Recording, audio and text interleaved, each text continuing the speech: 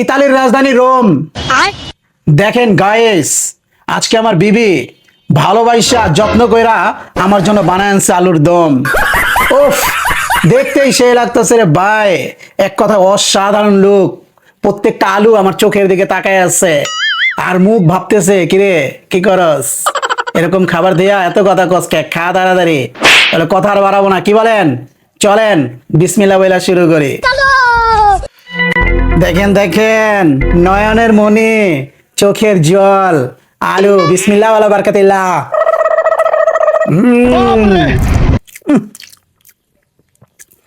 গরু, খাসি, মুরগি সব ফেল।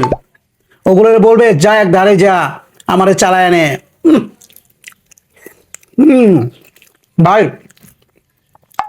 একের ভরপুর আলুর সিজন, দামও সস্তা।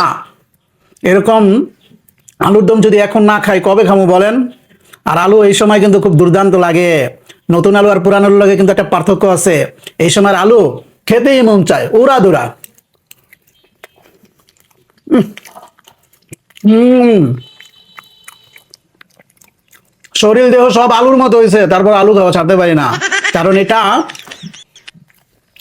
এমন একটা খাবার, এটা ছেড়ে দিলে দিন দুনিয়া সব ছেড়ে যাওয়া হবে। কে সত্য কথা বললাম কিনা বলেন?